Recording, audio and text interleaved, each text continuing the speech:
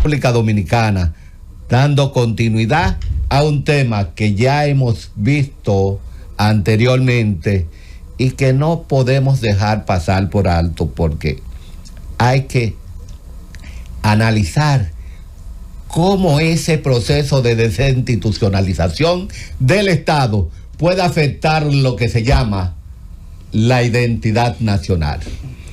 Antes de abordar ese tema, pues vamos a darnos un recreo, un paso por esas constelaciones de conflictos que están pasando por el mundo. Y como decíamos, el efecto Trump ha venido a generar una serie de inquietudes, de esperanza y de desesperanza. Por ejemplo, ya anunció Donald Trump al grupo BRICS que aquellos que atenten contra el dólar pues tendrán un 100% de aranceles.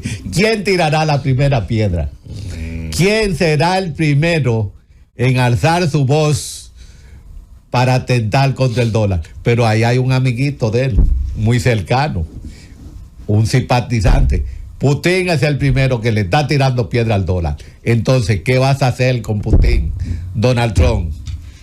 ¿Te lo vas a cargar en un formulario 25, como decimos en el ejército? ¿O vas a tener una excusa para sacarlo a él de ese paquete del 100% de aranceles? Si es que le levantas, claro está, las sanciones impuestas por Joe Biden y la Unión Europea, algo que dudo, pero ese intento de mantener lo que se llama la hegemonía del dólar es lo que va a dar una visualización a cuál será la política exterior de Donald Trump en los próximos 4 años. Y si quiere que el Partido Republicano pues continúe en el poder, no se puede ir muy lejos de lo que actualmente es una política de Estado, no una política de partido. En lo que se respeta a cuáles son los estados amenaza, cuáles son los estados competencia, cuáles son los estados riesgos. Pero podríamos decir que con la designación de un enviado especial, un embajador para el conflicto Rusia-Ucrania, como es Keith Kellogg, que hace 2 años tenía un discurso de armar a Ucrania hasta los dientes, habrá cambiado su discurso. Tendrá ya una tónica diferente el discurso de este general de 3 estrellas que tiene experiencia en lo que es el conflicto, la guerra de Vietnam y otros estadios más bélicos, pero que fue asesor de seguridad nacional del expresidente Mike Pence. Y ha tenido una serie de cargos y condecoraciones que lo hace meritorio de poder lograr un acuerdo factible, pero hay que ver cuál será su postura si ya conocemos sus antecedentes y qué pensaba en relación a lo que es el conflicto Rusia-Ucrania.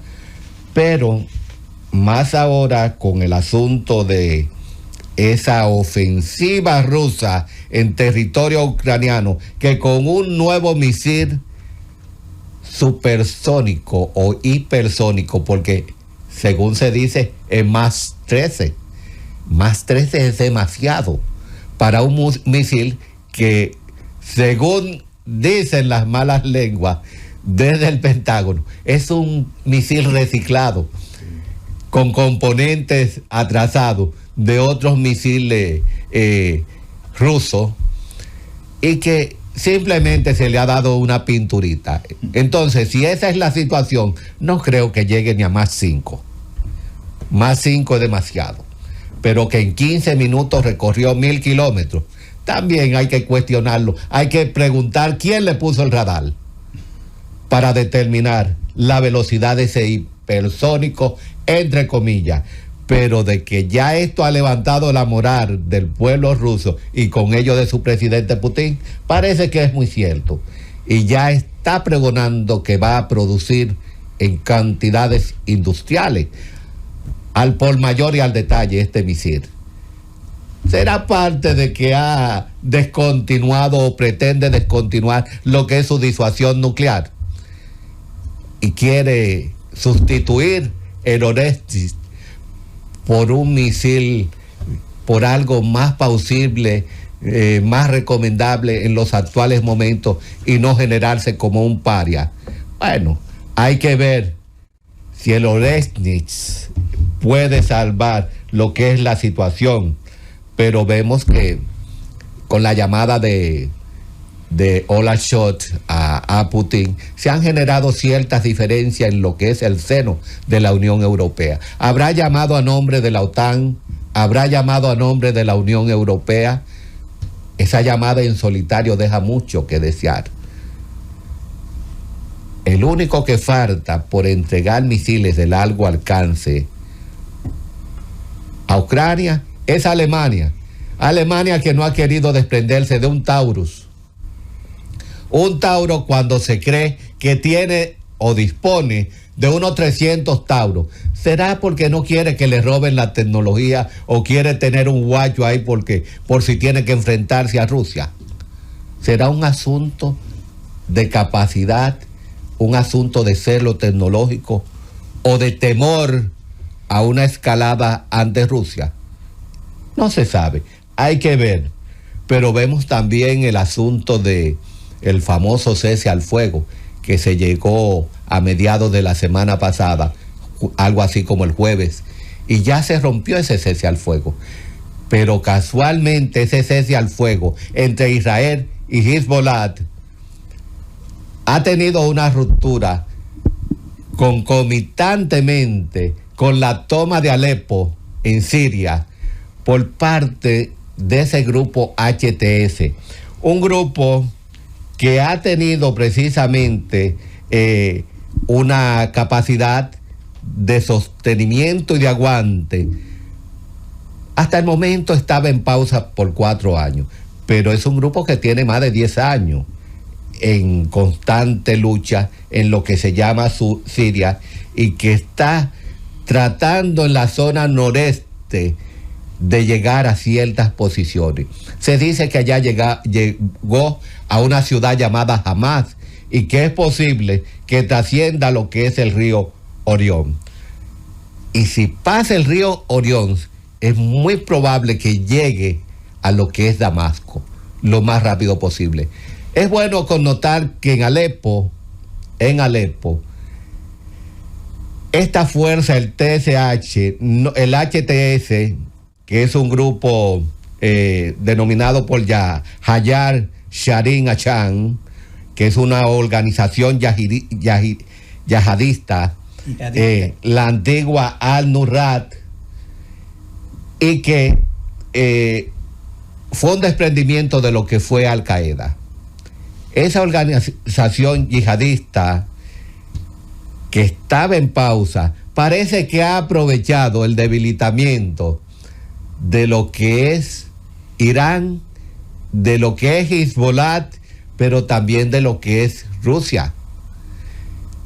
Está aprovechando ese debilitamiento de esas fuerzas que son las que han dado hasta el momento protección, garantía y seguridad a ese Estado sirio dirigido por Bashar al-Assad.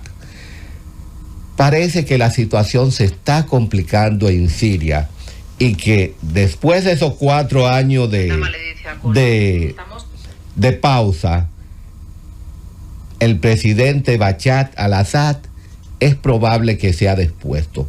Pero ¿en qué puede esto perjudicar a Rusia? Puede perjudicar a Rusia en el sentido de que Rusia tiene 2 bases, una base naval y una base aérea. Su base aérea, que está ubicada en la región de Latakia, ahí donde está el área de Yemimint, donde tiene ubicado lo que es una base aérea. En esa región podríamos decir que podría ser afectada por estos grupos yihadistas, pero no solamente eso, la base naval de Tartus, que colinda con lo que es el Mediterráneo, donde se encuentra la armada rusa. Estas dos bases rusas están corriendo riesgo en la actualidad, porque Rusia ha sido un fiel, podríamos decir, colaborador de Bashar al-Assad, y ha abatido, ha combatido, ha diezmado estos grupos yihadistas por años. Es lo único que ha permitido mantener y sostener al mandatario sirio en el poder, aparte de las fuerzas iraníes, esas fuerzas Quds de la Guardia Revolucionaria de Irán, que ya se menciona que un alto general murió en las contiendas bélicas de enfrentamiento en la toma de Alepo. Pero nosotros podríamos decir que la ruptura al cese al fuego entre Hezbollah e Israel ha ocasionado, está amarrado, está enlazado directamente con lo que es la toma de Alepo. Y ese acuerdo de paz que Irán estaba propiciando, precisamente, podríamos decir que muestra lo que es la debilidad del famoso eje de la resistencia. Y ante la debilidad de ese eje de la resistencia, ahora mismo está corriendo riesgo lo que son las bases y el posicionamiento tanto de Irán como de Rusia en lo que es Siria. Entonces, ese debilitamiento del eje de la resistencia, nos preguntamos, si hubiese sabido Irán de que el ataque del 7 de octubre iba a conllevar a un debilitamiento de su capacidad retaliativa y su poder regional, así como menguar la capacidad de sus grupos proxy, hubiese ordenado o hubiese orquestado ese ataque del 7 de octubre del 2023 a través de la Franja de Gaza a lo que es el pueblo de Israel. No lo creemos, pero nos vamos más lejos. Hubiese apoyado la Federación Rusa y con ello Putin a que se orquestara este ataque del 7 de octubre del 2023 a sabiendas de que eso iba a producir un debilitamiento de sus proxies ahí en el Medio Oriente, comenzando con Irak, Hamas, Hezbollah y hasta las mismas fuerzas de los hutíes de Yemen, posicionado en la capital de Sanaa. No lo creemos. Y que sobre todo, que fueran a ponerse en riesgo lo que son sus bases militares en Siria, allá en Latakia y en Tartus, donde hoy día la situación está que el ejército sirio se está replegando. Se replegó de Alepo, supuestamente para reconstituirse y lanzar una contraofensiva. Pero si se está replegando para lanzar una contraofensiva, es porque no tenía la capacidad de retener una posición como lo es la segunda capital en importancia de Alepo. Es la segunda, pero tiene más habitantes que Damasco. Entonces, eso indica que no tiene esa capacidad para enfrentar, para defender una posición. Y si no tiene la capacidad de defender la posición de Alepo, ¿cuál otra posición podría defender? Cuando Irán no está ahora mismo en capacidad de proveer de recursos, de armas a Siria, cuando Hezbollah tampoco tiene esa capacidad, porque vemos que hubo un bombardeo por parte de Israel en lo que es esa zona de tránsito a través de la cual pues Hezbollah transitaba con armas de Siria al Líbano y del Líbano a Siria. Es decir, que se han ido cortando esos trenes de abastecimiento a través de rutas que han ido siendo deterioradas, diezmadas por lo que es el ejército de Israel, como una antesala para preparar un teatro operacional que fuera adverso a lo que es o lo que son los aliados de Hezbollah, de Irán y de Rusia a su vez.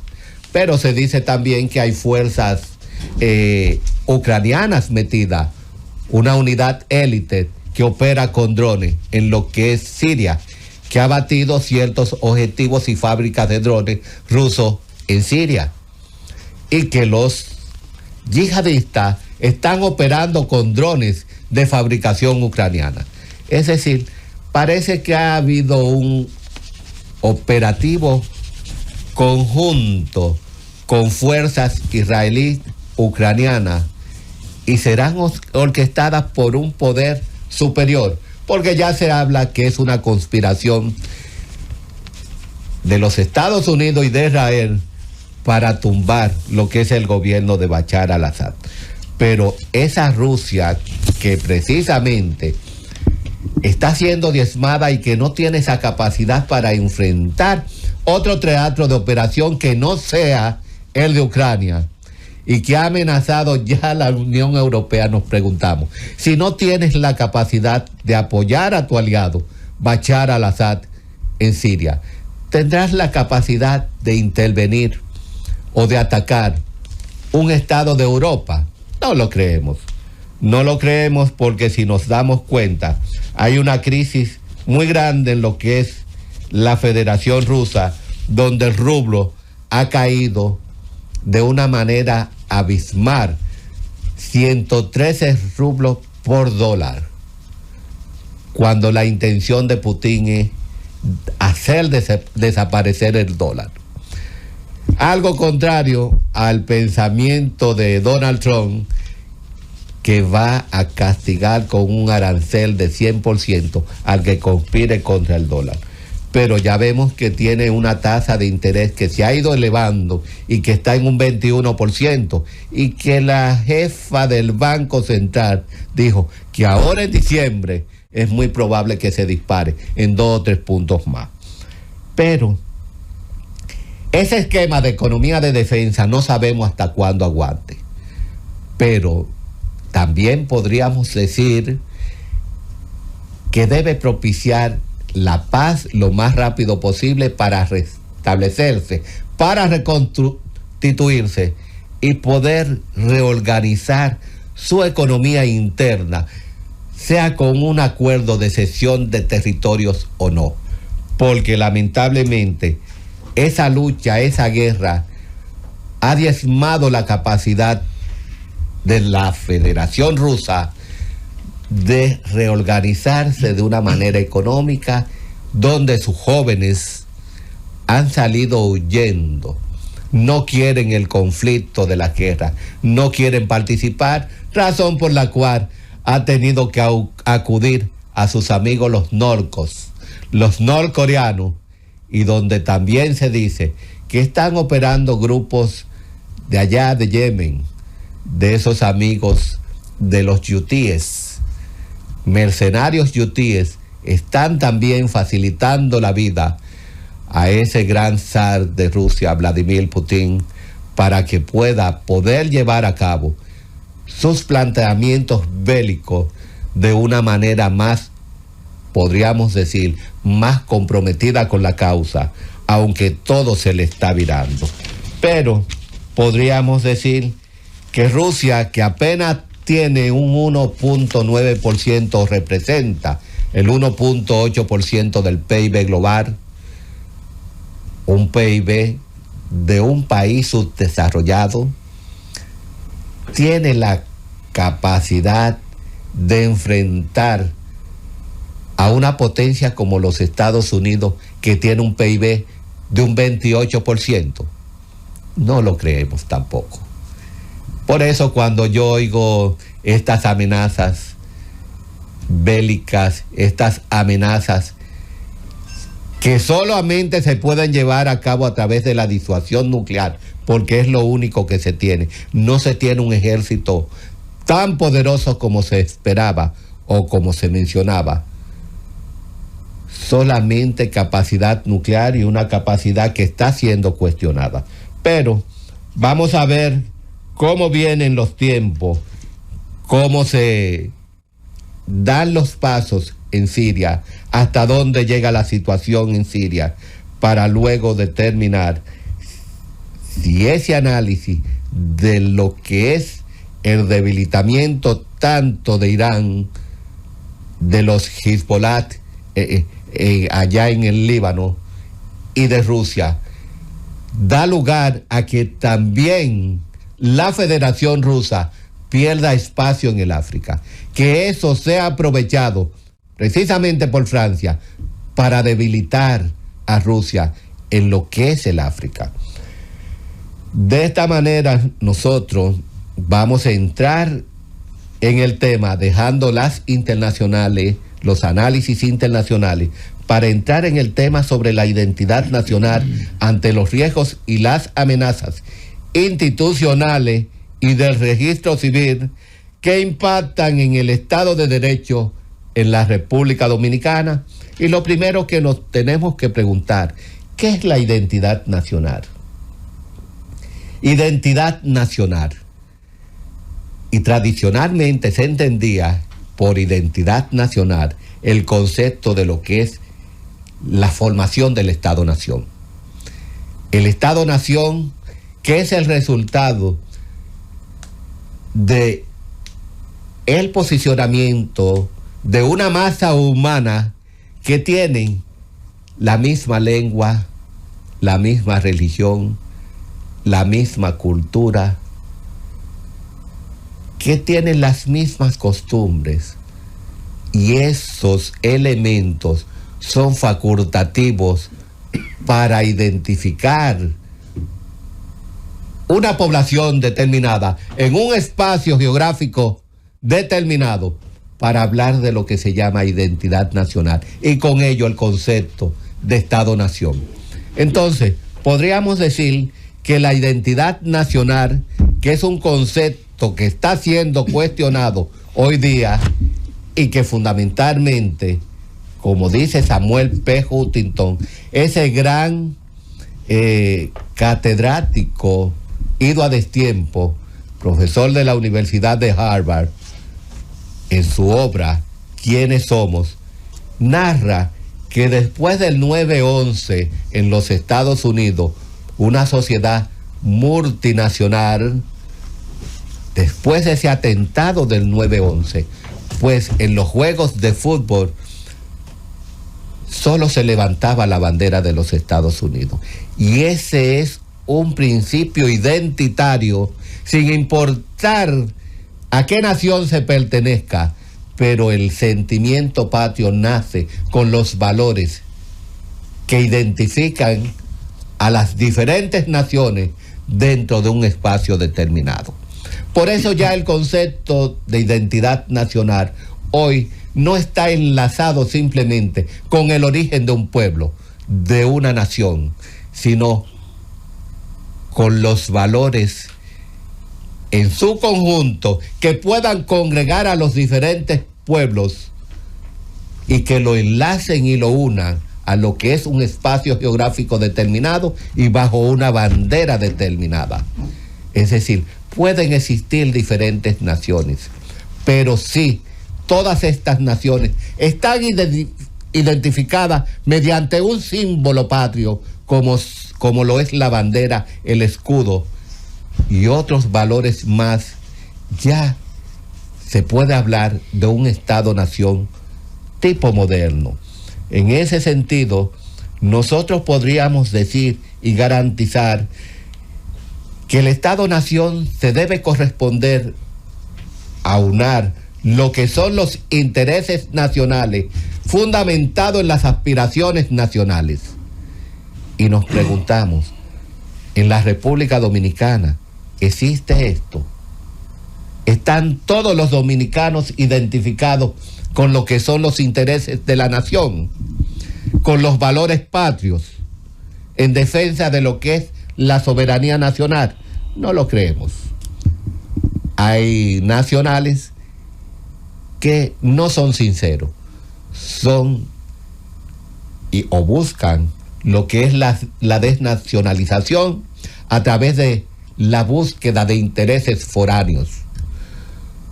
Son dominicanos que venden su arma al mejor postor.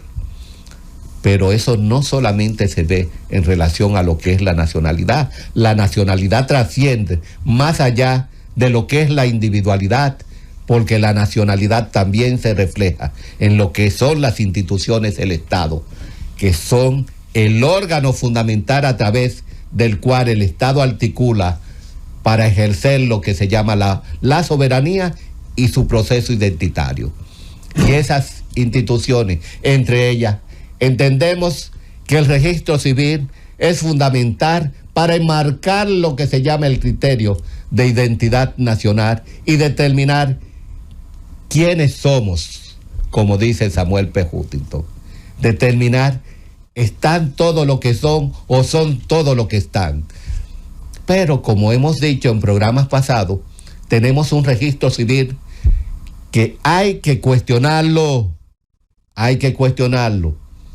Un registro civil que no está identificado con los valores, porque hay dominicanos de mala cepa, como se le llama, que están comercializando en el interior del registro civil. Hay oficiales, hay empleados del registro civil que están vendiendo cédulas, que están cambiando identidades, que están borrando de los libros sentencias, y que no obstante eso, que mandan las investigaciones a inspectoría de la Junta Central Electoral y le dicen a los oficiales, a esos abogados que están a cargo de las investigaciones, que ponga y cierre ese caso como que se está en espera de fallo.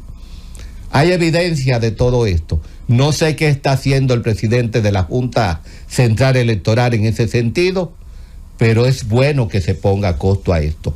Pero no se puede poner costo a esto cuando los dominicanos van a su respectiva jurisdicción y se querellan, ponen denuncias y no son atendidos. Y es el caso en el Distrito Nacional sobre la titular de la Procuraduría del Distrito Nacional, Rosalba Ramos, que no le hace caso a estas demandas de los ciudadanos. Igualmente el procurador del Departamento de Investigaciones y Falsificaciones, Reinaldo Pascual Javier Guerrero, que tampoco le hace caso. Tiene expediente de más de 1 año, de 2 años, y no le hace caso. Son denuncias que hemos recibido y que existen las pruebas, las constancias. ¿Qué se piensa hacer en este sentido? ¿Hasta cuándo se pretende violentar lo que es el derecho fundamental de un ciudadano? De que se le escuche, de que se le legitime, de que sus derechos no sean vulnerados por una simplicidad, por una colusión que puede encaminar a lo que se llama una corrupción del sistema y desaparecer todo vestigio de lo que hemos denominado como identidad nacional. Para conocer este tema, vamos a dar inicio